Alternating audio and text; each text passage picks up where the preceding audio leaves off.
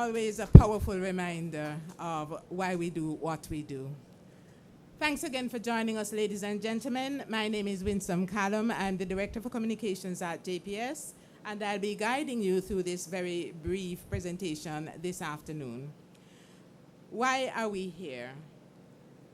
It's very important that we speak to our stakeholders, the people who we work for, the people that we serve. So JPS gave a commitment a week ago that we will give regular updates, and we are giving regular updates. Yes, we're using the social media, we're using the traditional media, but most importantly, we feel that it's important to come to you. And that's why today we're here. We're here to take a quick look back at the road that we've traveled since October 28th. It's been a rough road, but there have been some significant achievements. And we're also here to look at the road ahead. It could be a challenge, it could be a difficult path ahead, but we're confident that with everyone, with you all here joining us on this path ahead, that we will be victorious. And so we're here to welcome you, and we're here to continue the conversation. So as we start, I want to welcome and thank representatives of the business community, residents of the surrounding communities, and also to welcome our JPS team. A very, very special welcome to the president of the Negril Chamber of Commerce, Mrs. Elaine Allen Bradley.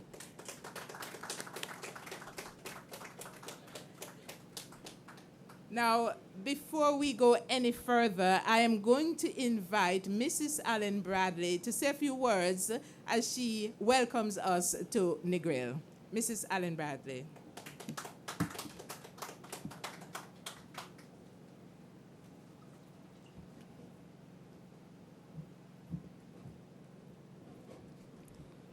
Good afternoon, everyone.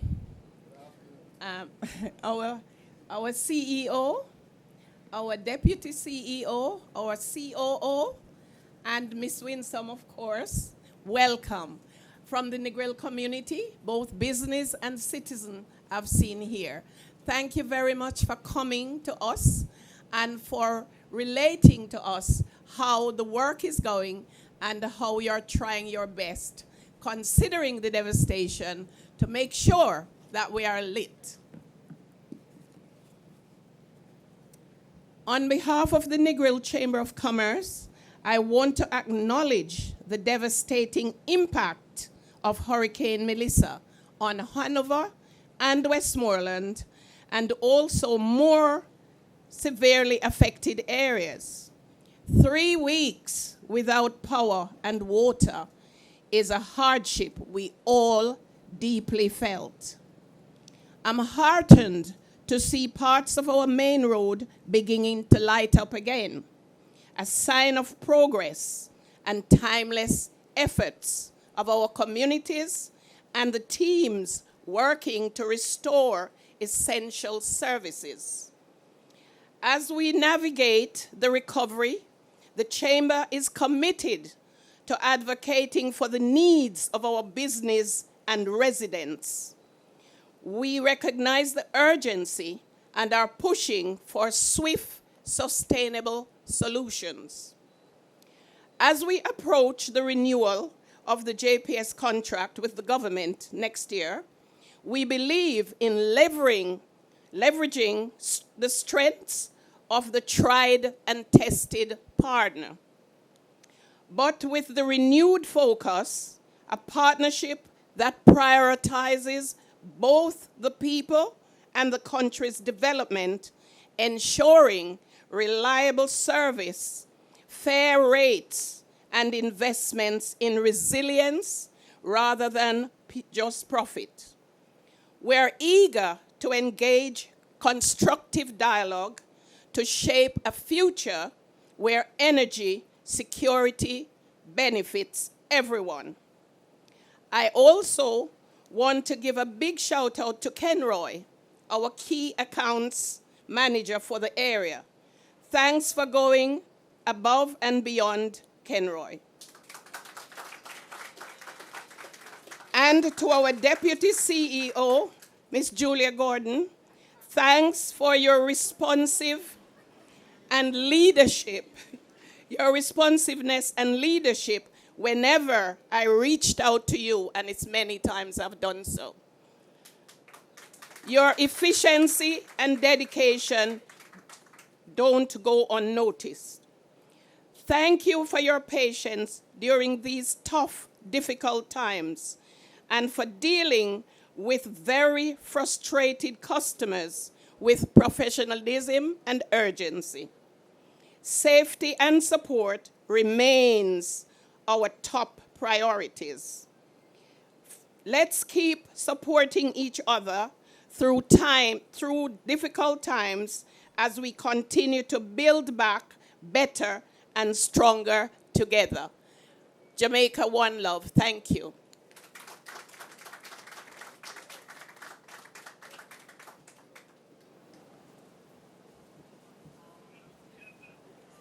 Thank you so very much, Mrs. Allen Bradley. Thank you. And again, I really, really want to express our appreciation to members of the business community who are here to speak with us and to support us. A very special welcome to Mr. Richard Wallace, who is president of the Destiny Assurance Council. Welcome, sir. I'd like at this point to call out, introduce some key persons on the JPS team who are serving you so that you can know. You've called out Julia and Kenroy. I would like Julia and Kenroy, I'm sure everybody knows them, but I'd like you all to just identify yourselves so people can know who you are. So Julia Gordon is our manager for client relations, and she is the person over here, our deputy CEO. And that's Kenroy, who is our key accounts manager in this region. We also have, and I'm going to save the best for last, but we want to introduce our Chief Operations Officer, Mr. Lance Becker. He is the man on the ground with the people on the ground. Mr. Lance Becker. I also want to call out Mr. Leroy Reed. He is our Director for Customer Solutions. Leroy, are you here? Yes, of course. And I'm not seeing Kenyatta Campbell, but Kenyatta is the man. He is the manager, operations manager on this side of the island. And we want to recognize also Mrs. Detomi Fuller, who is business continuity manager. And we have a few others who you will meet as you go through the afternoon. At this point, ladies and gentlemen, I will invite the JPS president and CEO to speak. Now, he is the man. He has been with us for just about a year and toops, and he has come at a very interesting time in, climate change and what's happening in Jamaica. So he is the guy who is going to be answering all your questions and providing you with a comprehensive update of where we're at in this restoration. Mr. Hugh Grant.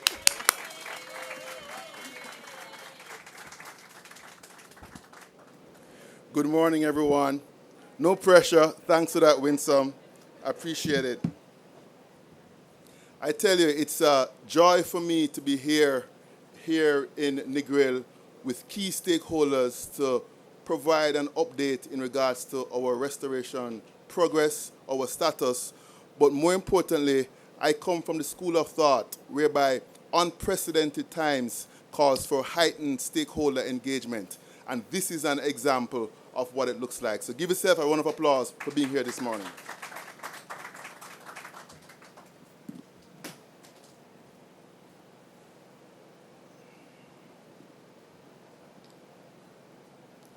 It's been just over 3 weeks since the passage of Hurricane Melissa, an unprecedented storm that devastated our lovely island, greatly impacted the people, and of course, the electrical infrastructure, the grid, was also not spared. I had an opportunity yesterday to spend time in some of the inner communities out in the West, from St. Elizabeth, Hanover, Westmoreland. And let me tell you something. being here on the ground and seeing it firsthand is a whole different story than what I saw in a helicopter patrol and that what I saw on TV on the news. This is nothing short of devastating and, for me, extremely sobering. I'll share with you just one perspective as I came in yesterday and I stopped off by the White House police station. And I was just checking in with the police officers to say, how are you doing? What are you seeing? How are things going? And you had, at that police station, no roof.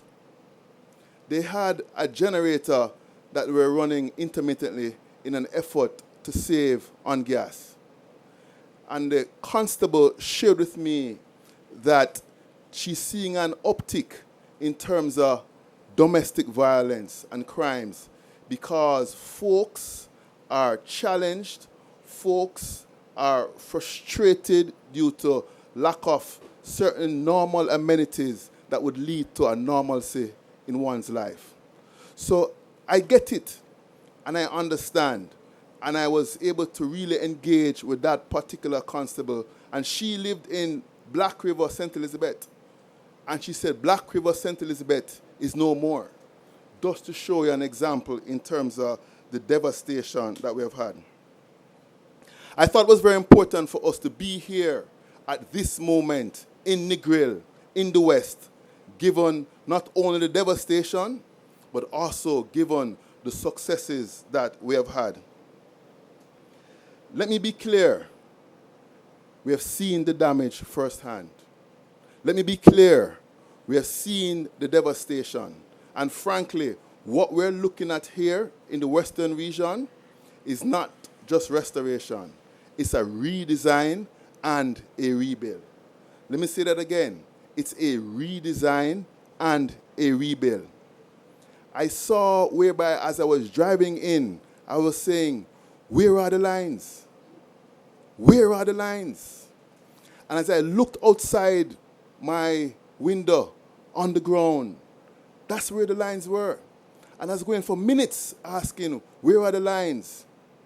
I saw whereby there were landslides, there were rising tides that's impacted the infrastructure that necessitates a redesign and a rebuild.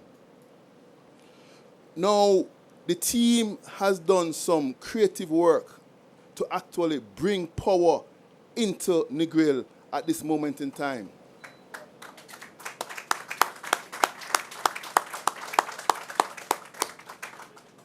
And some of that creative work, let me tell you, it's not by chance, but directly aligns with our strategy of bringing power to economic centers, commercial centers, hospitals, National Water Commission pumps, and then we can build out from there.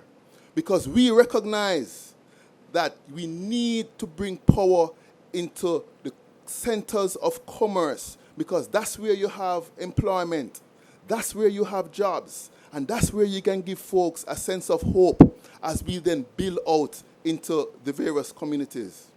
So the good news is we had promised that we would bring power into Negril by today. And I'm pleased to say, as you all know, it was late Thursday night that the team delivered on that promise ahead of schedule.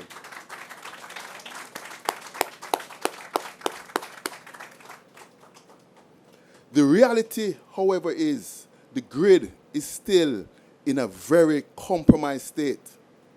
The West is separated from the East. Right now, we're literally operating two separate systems. And that is because the transmission lines, which is the backbone and the high voltage lines connecting generation to our customers, is actually significantly damaged and some are still out of service. So as I say that, we brought power into Negril because we worked assiduously and tirelessly to restore one of our major lines connecting St. James to Hanover. And the good news is Negril is fed from our Orange Bay substation in Hanover, and we were able to do some creative things to bring power into Negril.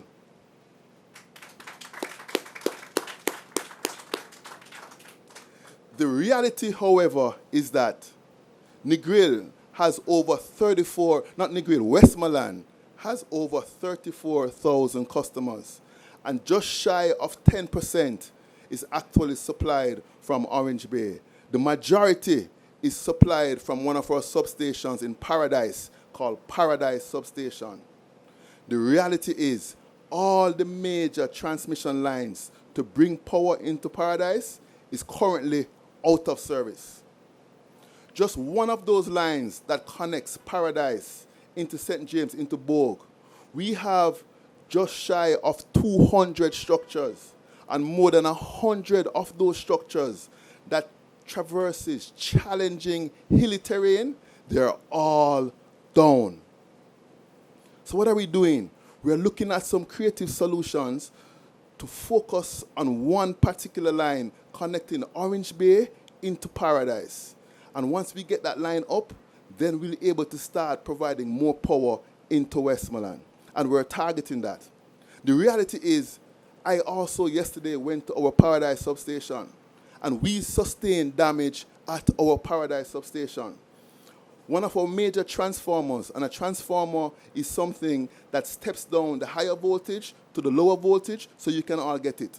That transformer was damaged due to the hurricane. But I saw the team there, several crews working to get Paradise substation up and running as soon as possible. So we're working some parallel paths. We're getting the power into Paradise substation. We're getting the substation ready, so when it's received the power, it can take it. And then we're working on the distribution lines to take the power out of Paradise and power up our communities. And we're working all those three things in parallel. My commitment to you here in Westmoreland is that we will not stop until every community is powered up. So how have we been doing? How have we been doing in terms of our progress and our rebuilding? To date, I'm pleased to share that since the passage of the unprecedented Hurricane Melissa, Category 5 storm, over 185 miles per hour, to a grid that's designed for Category 3. So think about that. You're 2 steps above Category. And frankly, 185 is on the northern side of Category 5 going into a new category that folks are looking at. We have restored 74% of our customers.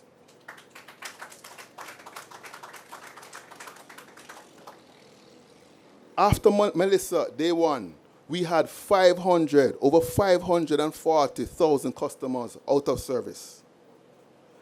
And I'm pleased to share that right now, we have just over 360,000 customers have been restored, and just about 180,000 customers that are currently out of service.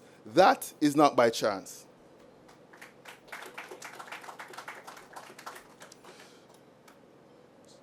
So as I take you, I want to show you some of the devastation that I spoke about. This is Bluefields, Westmoreland. And as you can see, all the poles are down. The lines are down. Here is an example whereby we have access issues, whereby in order to do a proper assessment of our facilities, we have to do damage assessment. Look at it right here in Petersfield. It was inundated with water. Just a glimpse into some of the challenges that we face. Here's another example with Westmoreland, whereby rising waters have impacted our facilities and caused landslides and impacted our infrastructure. There's another example here in Westmoreland in terms of the devastation that, frankly, I know many of you have seen and have experienced firsthand. Here is an example of the significant devastation caused by this hurricane. This right here is what we're looking at in terms of a steel lattice structure This is one of our most hardened facilities that takes power cross-country. And to the left, you see what it looks like pre-Melissa, a blue sky day. To the right, you see the steel twisted and on the ground as a result of Melissa. So think about this. If our steel lattice structure, that is one of our most hardened facilities, is twisted and lying on the ground, one can just imagine the devastation caused to the remainder of our infrastructure. I spoke to you earlier in regards to where we're at in terms of our restoration. And we here at JPS stand committed. We stand committed not only to work hard, but even more committed to partner with key stakeholders like yourself. I've had the opportunity whereby just this morning, I had a meeting with Mayor Delancey. He is the mayor of Savlamar and the chairman of the municipal corporation here and heads up the Emergency Operations Center. And it's through these types of engagement that we can gain window into each other's world and have that inform us in terms of how we prioritize, how we share, and how we do what we do.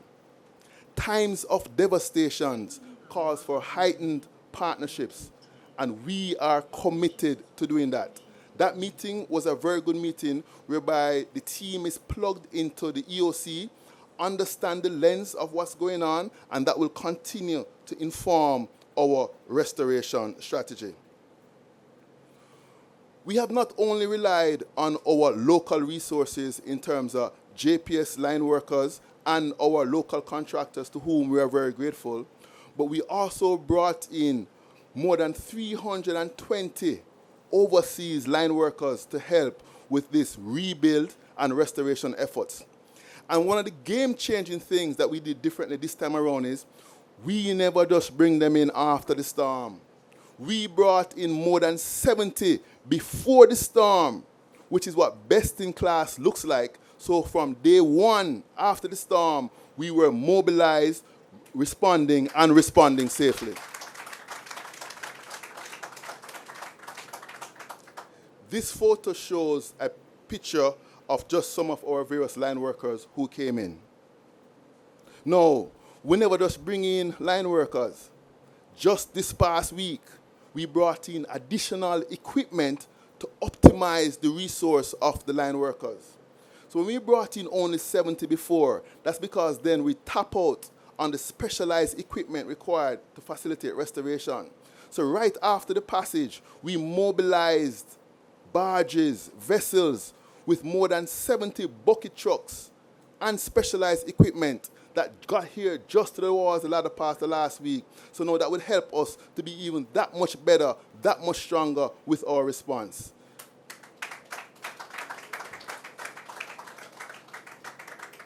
And I'm pleased to say that yesterday, when I went to Paradise Substation, which, as I told you earlier, is an important substation to power Westmoreland, we had more than 3 crews there with trucks focused on that restoration, getting Paradise up, which aligns with our restoration strategy and powering up the commerce centers and the other communities here in Westmoreland.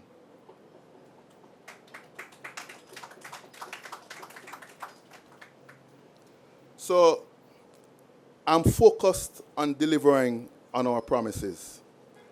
I'm really big on keeping to our promises and keeping to our commitments and delivering on what we say we would do. And the good news is, since the passage of Melissa, everything that we have promised, we have delivered. One such example is here in Hanover and Westmoreland, whereby we said we would bring power by today, and we brought it late last week. That is what it looks like to deliver on your promise. Energizing the town, energizing Negril and this particular strip to stimulate commerce and all the necessary activities here. That we're very pleased in doing. In Trelawney, we did the same thing. Another major center of commerce and industry, whereby we said we would energize that town towards last week, November 14th. We delivered ahead there, and we brought power to the Falmouth Hospital in line with powering hospitals. We brought power to the pier, and for the first time, they were able to receive a cruise ship, and we brought power to several hotels in that area. And of course, as you power communities, you also need to ensure you're powering the NWC pumps, and we have done that, whereby there we powered the Martha Brae pump, and even in Hanover, one of the important pumps here, the Logwood pump, that brings water to the communities here, we also brought power to the Logwood pump.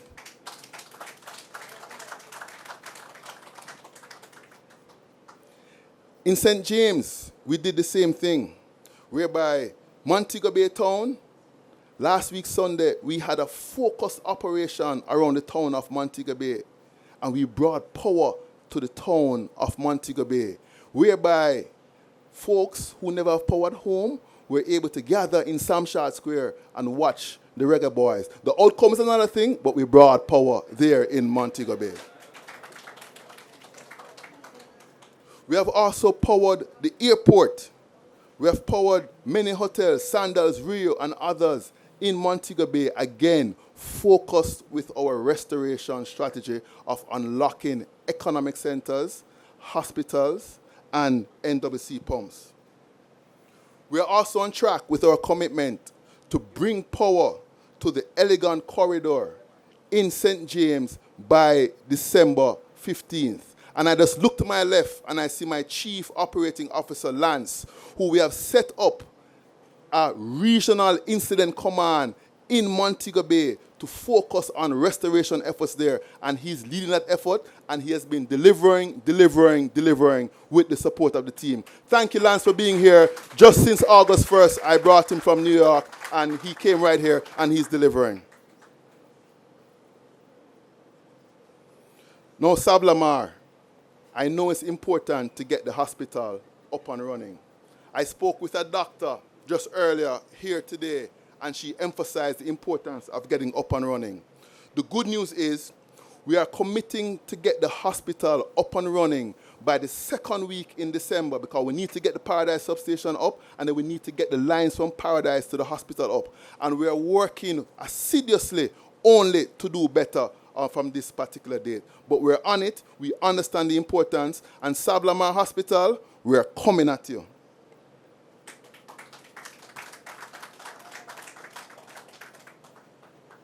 Now, what were some of the broader commitments that we mentioned? St. Mary and Portland, we said we would store 95% by the fourth week in December. And I know there has been some discussions around percentages and what do percentages mean or what they look like. So I'm here to share some finer details around percentages. So if you look at St. Mary has approximately 30,000 customers. With power right now is approximately 25,800. Customers left to be restored is approximately 4,200. That results in St. Mary, as of this moment, being 86% restored, on target to be 95% by the first week in December. I know when I get it now, I'm going to get the maths, so I won't go through Portland, same kind of dynamic. So this is how we work through the percentages. It's the percentages in terms of number of customers, how many restored, how many to be restored, and the maths have to add up. And here I'm showing you that the maths add up. Now in St. Anne, Clarendon, and Manchester, we committed to being 75% by the second week in December. And we're on target to do just that. And we have the resources deployed, working tirelessly to deliver on that promise.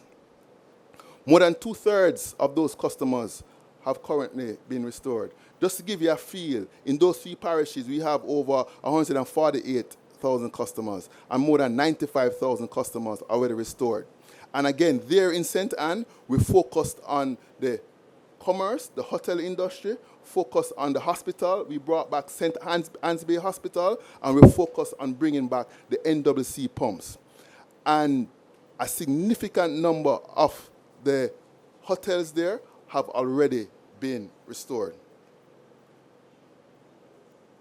Now, as I mentioned earlier, our restoration strategy aligns with that of the Prime Minister, whereby we want to expedite restoration to the tourism belt. And we have been doing that. And while we're doing that, we're also very mindful that the workers in the tourism industry also need power. But we focus on bringing the power to the industry first, and then we'll build out in a phased basis to also reach out to the other communities to bring the power in.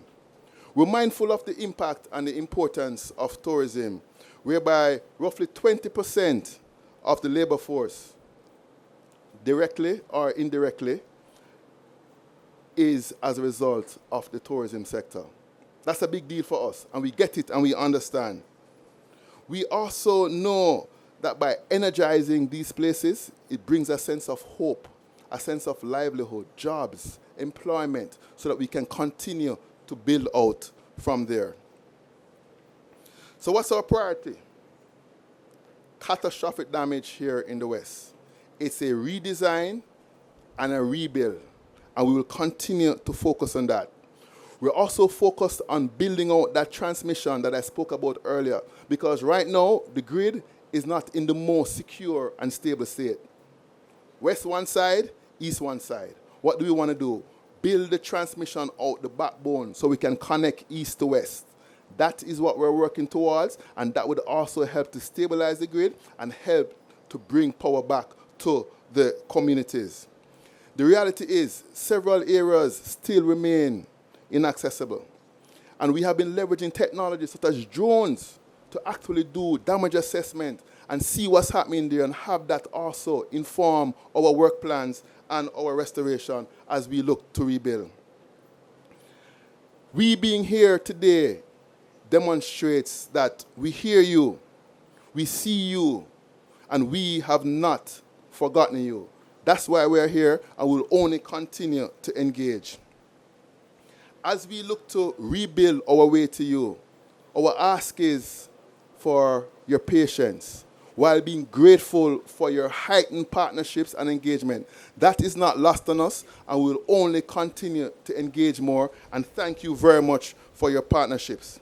I know the weather is upon us, and I just want to close by saying, showers of blessing come down upon us. Thank you for your partnerships, thank you for your engagement, and we will continue to engage and share as we go forward. Thank you very much.